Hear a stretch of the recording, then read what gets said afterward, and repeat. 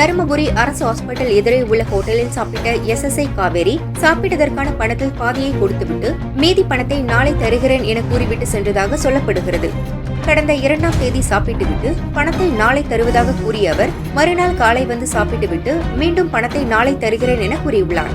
கடை உரிமையாளர் முத்தமிழ் 2ஆம் தேதி சாப்பிட்டதற்கும் தற்போது சாப்பிட்டதற்கும் சேர்த்து பணத்தை கேட்டுள்ளார். இதில் இருவருக்கும் வாக்குவாதம் ஏற்பட்டது. ஆத்திரமடைந்த SSI காவேரி முத்தமிழை தகாத வார்த்தைகளால் திட்டுவிட்டு பணத்தை தூக்கி வீசி எறிந்துவிட்டு தான் காலில் அணிந்திருந்த ஷூவை கழட்டி அடிக்க பாய்ந்தார். இந்த சம்பவம் ஹோட்டலில் பொறுத்து இருந்த CCTV கேமராவில் பதிவானது. இதுகுறித்து தகவல் அறிந்த SP மகேஸ்வரன் SSI காவேரியை சஸ்பெண்ட் செய்து உத்தரவிட்டார்.